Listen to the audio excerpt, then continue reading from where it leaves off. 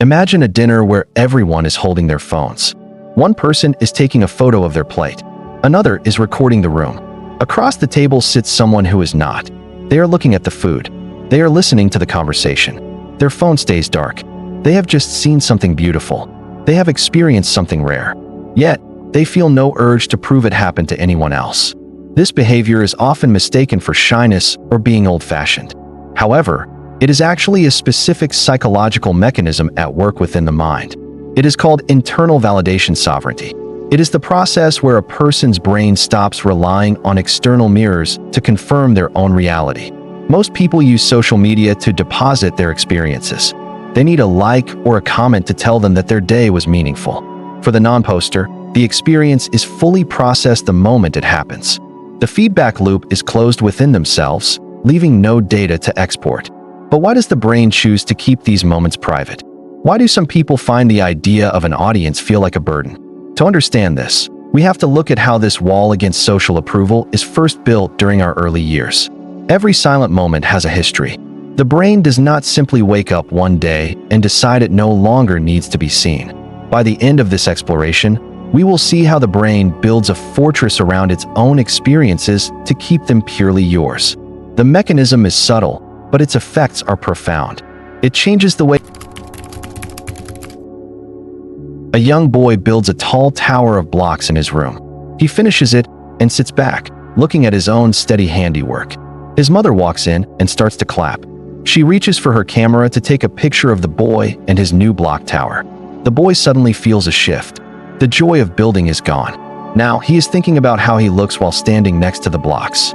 He realizes that his private fun has become a public performance. He learns that his actions are things for other people to judge or enjoy. Some children react to this by performing more.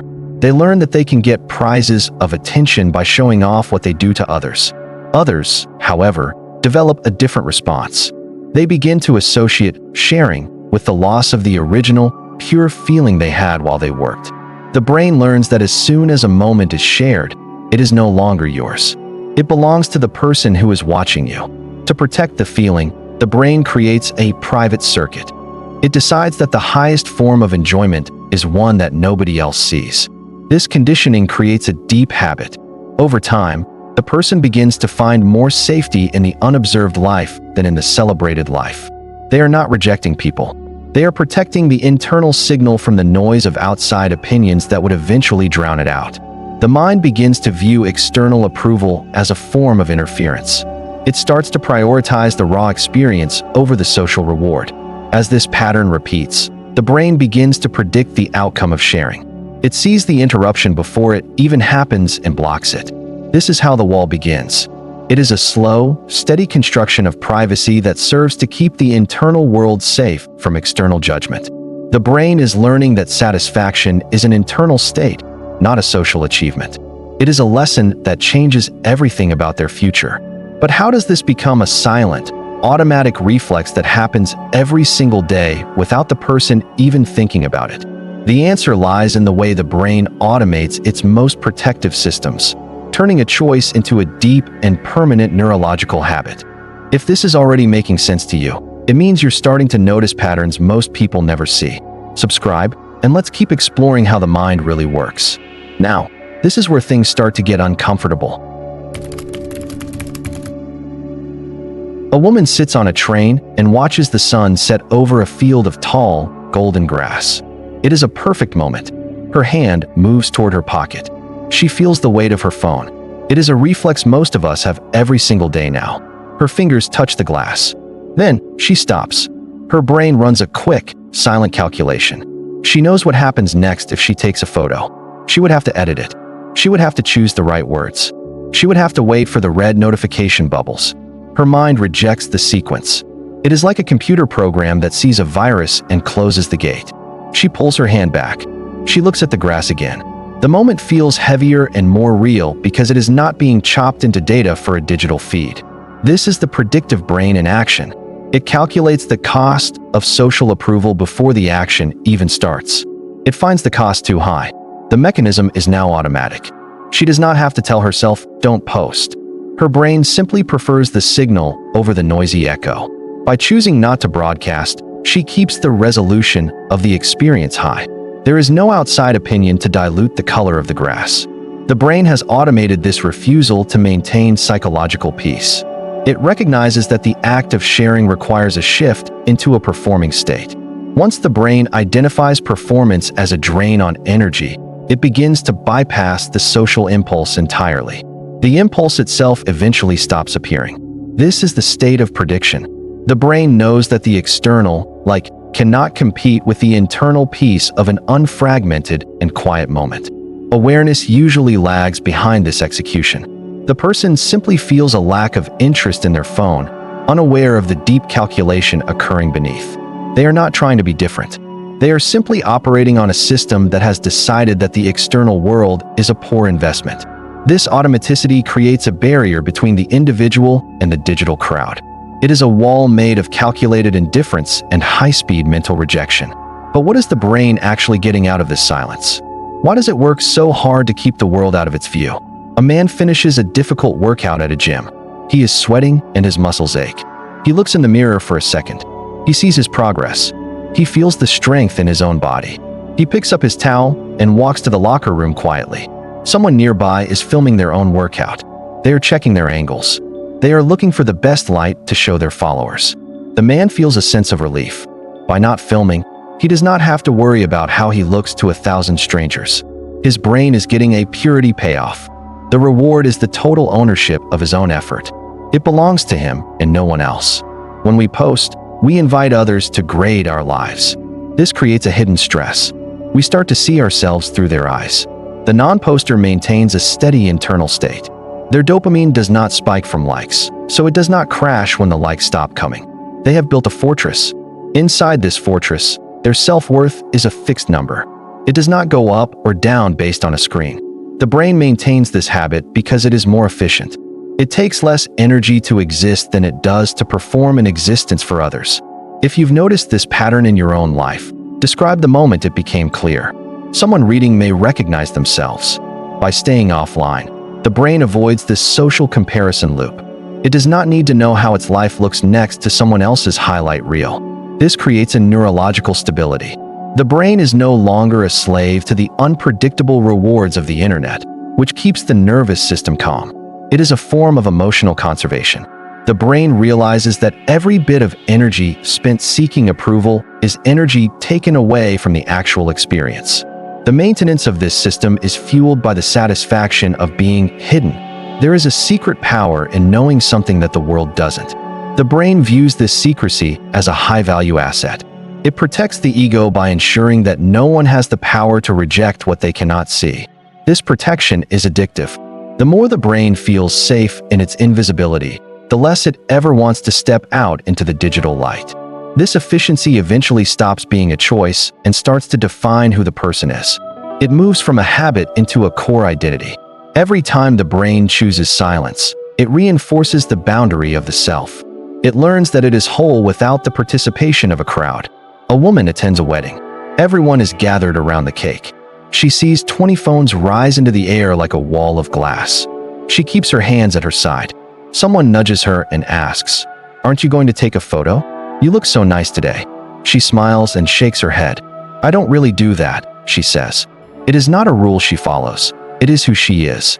The brain has now categorized non-posting as a core trait. It is a part of her internal map. To post would feel like a lie. This is role solidification. The more she abstains, the more her brain reinforces the idea that she is an observer rather than a performer.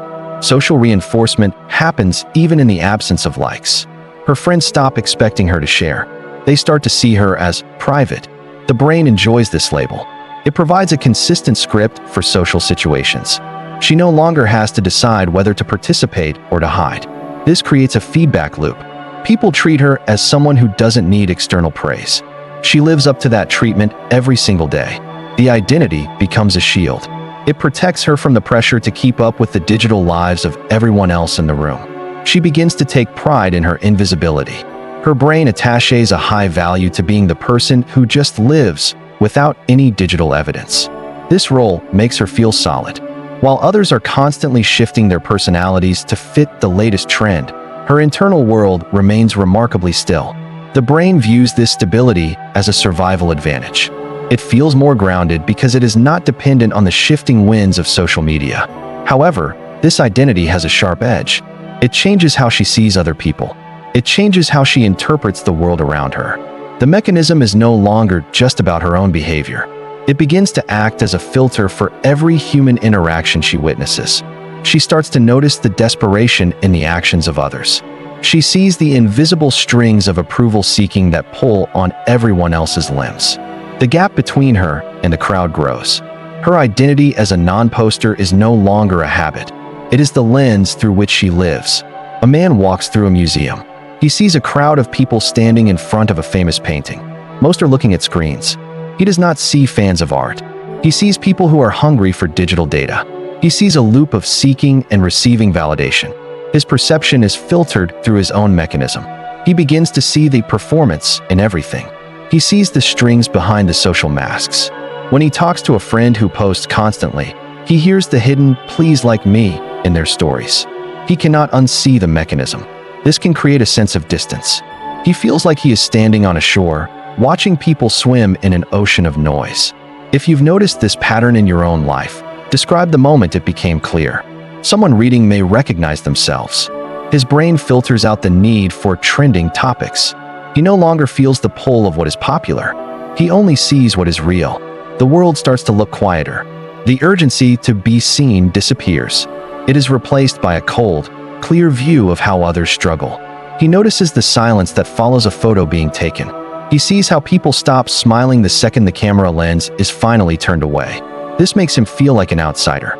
He is watching a game that everyone else is playing, but he has forgotten the rules of the game. His brain no longer recognizes the value of a digital presence. To him, a profile is just a graveyard of moments that were never truly lived. This perception is irreversible. Once you see the effort required to maintain a digital self, the effort starts to look like a heavy burden. He begins to value the unrecorded. He finds beauty in things that are fleeting because he knows they will never be trapped in a grid. But does this clarity bring peace? Or does it simply leave the person alone with a truth that no one else seems to notice? The mind has stripped away the illusion of social media. It sees the algorithms as hungry ghosts that feed on the substance of human life. Awareness changes the texture of the experience. It does not stop the mechanism, but it changes the weight of the silence that follows. The person sits in a crowded park. They see a couple posing for a selfie. They watch the smiles vanish the moment the photo is taken. In the past, they might have felt judgmental. Now, they simply see the machinery. They recognize the hunger for a digital anchor to prove life existed. Awareness does not provide a fix. It does not make the person suddenly want to join in. It only removes the mystery of the behavior. The internal shift is a change in gravity. The pull of the crowd loses its power because the person sees the wires holding the stage up. They realize that their silence is not a protest. It is a biological state. Their brain has simply mapped a different route to feeling secure. This perspective shift is quiet. It does not come with a trophy or applause. It is a private realization in a very public, loud space. They see that most human connection has become a transaction of data. By not transacting, they are standing outside the economy of social likes. This awareness creates a new kind of isolation. It is not a lonely feeling, but a deep sense of being a witness to a habit. The mechanism remains. The brain still rejects the upload. But now, the person knows why the rejection happens and what it costs to stay. They observe the frantic energy of the sharers. They see the exhaustion that comes from maintaining a digital shadow that never sleeps or stops.